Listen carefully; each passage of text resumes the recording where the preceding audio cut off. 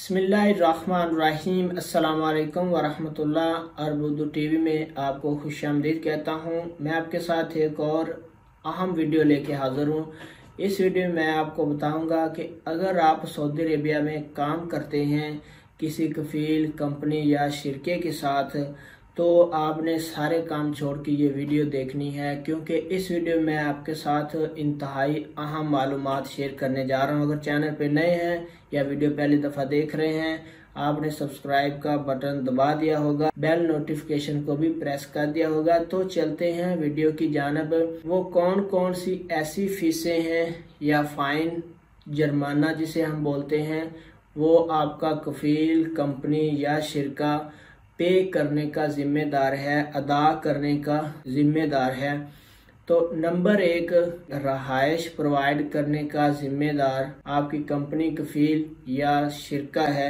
रहायश लेके शिरका आपको देगा या उसके पैसे पे करेगा, रहायश की जिम्मेदारी जो वो कंपनी या शिरके की है। नंबर 2, आपका इकामा या वर्क परमिट या रेजिडेंस कार्ड, सऊदी अरेबिया में रहने के लिए जो हमें इकामा इशू होता है, उसकी जितनी भी फीसें हैं आपका कफील कंपनी या शिरका उसके जिम्मे हैं। उसने आपका इकामा रिन्यू करवाना है।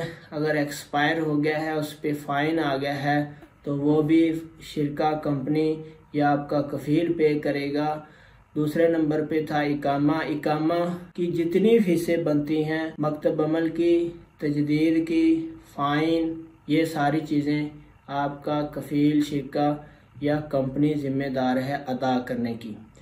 नंबर 3 पे है मेडिकल इंश्योरेंस। सऊदी लेबर कवानीन के मुताबिक जो बंदा वर्क वीज़े पे जो भी गैर मुल्की सऊदी अरेबिया में किसी कफील कंपनी या शिरका के साथ काम करता है, कफील कंपनी या शिरका जिम्मेदार है उसके मेडिकल इंश्योरेंस की।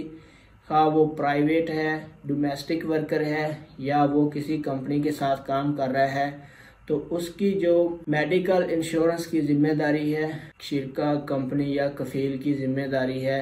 अगर वो मेडिकल इंश्योरेंस नहीं बनवाते तो वो पैसे पे करेंगे मेडिकल के। आप सब जानते हैं कि अगर आपका इकामा एक्सपायर है तो मेडिकल रिव्यू होता है, मेडिकल कार्ड बनता है, उसके बाद आपका जो इकामा है वो तजदीद होता है। नंबर 4 है कि अगर कारकुन सऊदी अरेबिया से अपने आबाई मुल्क जाना चाहता है, छुट्टी जाना चाहता है, तो छुट्टी पे और उसके बाद टिकट पे जितना खर्चा आएगा वो कंपनी कफील या शिरका पे करने का जिम्मेदार है।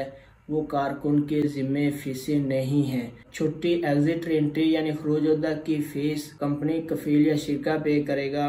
उसके बाद जो टिकट है वो भी कफील कंपनी या शिरके की जिम्मेदारी है पे करने की। हाँ, ऐसी सूरत में अगर जो कारकुन वर्कर यानी आमल अपनी मर्जी से जा रहा है छुट्टी पे, उसने कफील या कंपनी के साथ जो बात तय हुई थी उसने नहीं मानी, वो अपनी मर्जी से जा रहा है या कोई और मसले की वजह से वो छुट्टी जाना चाहता है, तो इस सूरत में कफील शिरका या कंपनी बरियो जिम्मा है।